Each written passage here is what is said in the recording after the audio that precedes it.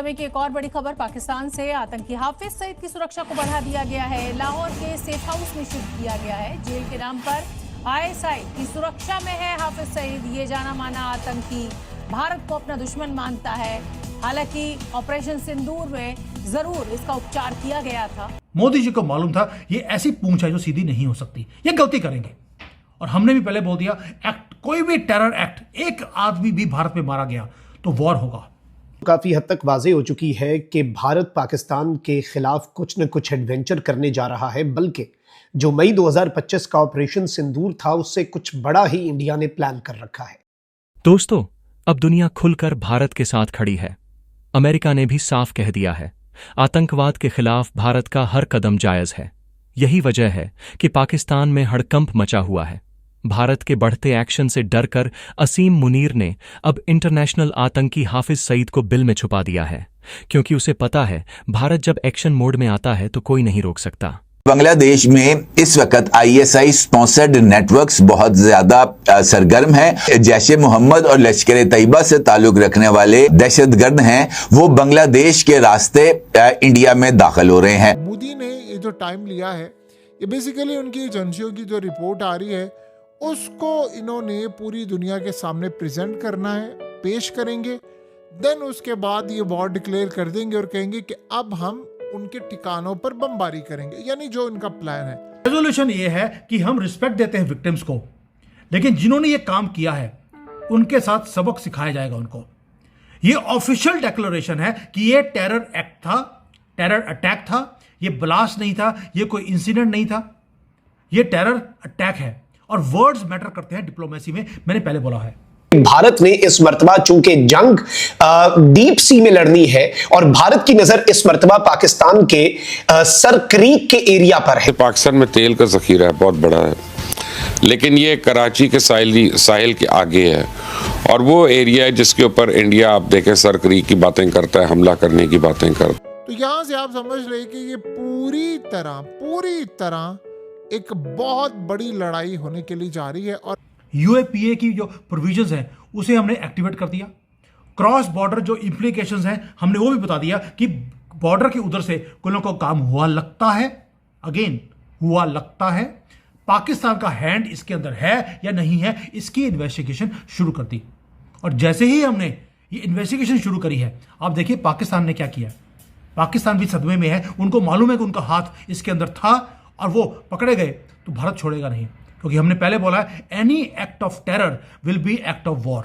इसलिए ऑपरेशन सिंदूर हमने बंद नहीं किया। देखिए, यहाँ पर याद रखिएगा, मोदी ने रुकना नहीं है। बहुत सारे लोग ये कह रहे हैं कि इंडिया ने इस दफा डायरेक्टली पाकिस्तान का नाम नहीं लिया और वो ये समझ रहे हैं कि दहशतगर्दी अंदर से हुई है, ये सारा कुछ हुआ है। इंडिया पूरा गेम प्लान लंबा सजा कर बैठा हुआ है, वो यहाँ पर नहीं रुकने वाले। उन्होंने इसकी जो सूरत हाल है, असल में होता क्या है, ये आप थोड़ा सा इस बात को समझे। जब भी हमला हुआ, पहलगाम हुआ या पुलवामा हुआ, तो इंडिया ने पहले दिन से डायरेक्टली इल्जाम लगा दिया, पहले ही दिन से पाकिस्तान पे। तो हमेशा एक बात हमेशा होती थी कि यार आपने कोई तहकीकात की है ना, आपकी एजेंसियों ने कोई तहकीकात की है, आपने 5 घंटों के अंदर कैसे कह दिया कि पाकिस्तान ने किया।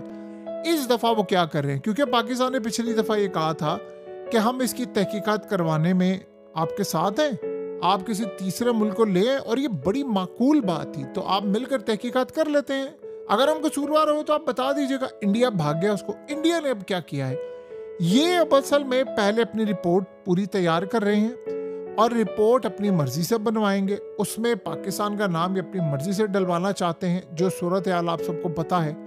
वरना आप बताएं कि अगर रिपोर्ट नहीं है तो उनके आर्मी चीफ ने क्यों स्टेटमेंट दिया ऑपरेशन सिंदूर 2 की। ऑपरेशन सिंदूर के चाइना के खिलाफ हुआ था।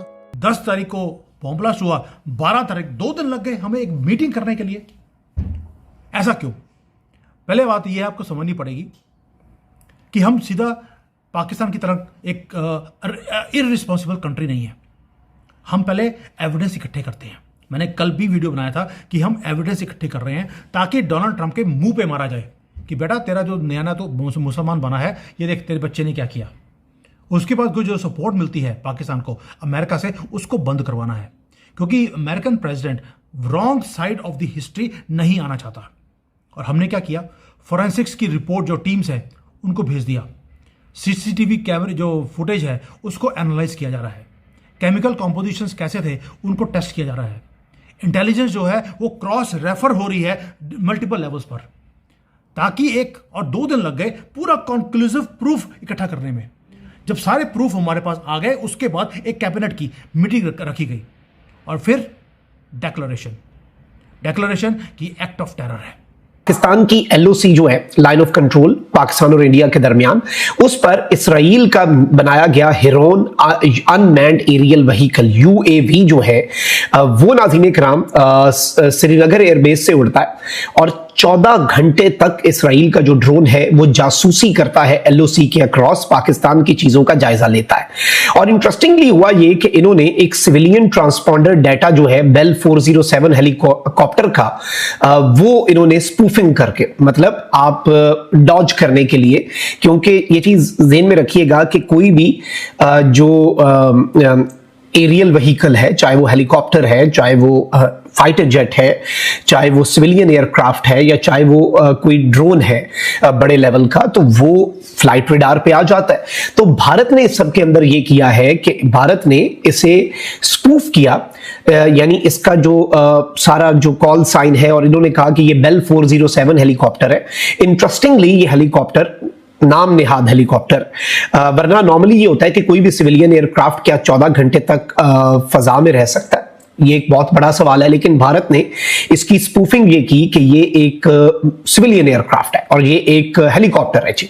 और इसमें इंटरेस्टिंगली ना सिर्फ ये 14 घंटे फजा में रहा, जो कि प्रैक्टिकली इम्पॉसिबल है, बट इंटरेस्टिंगली ये भारत का जो नोटम रिस्ट्रिक्टेड जोन है, सबसे अहम तरीन चीज ये है कि जो नोटम रिस्ट्रिक्टेड जोन है उसके अंदर, यानी आप इमेजिन करें क्या ऑपरेशन सिंदूर रशिया के खिलाफ हुआ था, वो पाकिस्तान के खिलाफ हुआ है, तो वो क्यों कह रहा है कि अब ऑपरेशन सिंदूर होने वाला है, ये क्यों राजनाथ सिंह ने कहा है।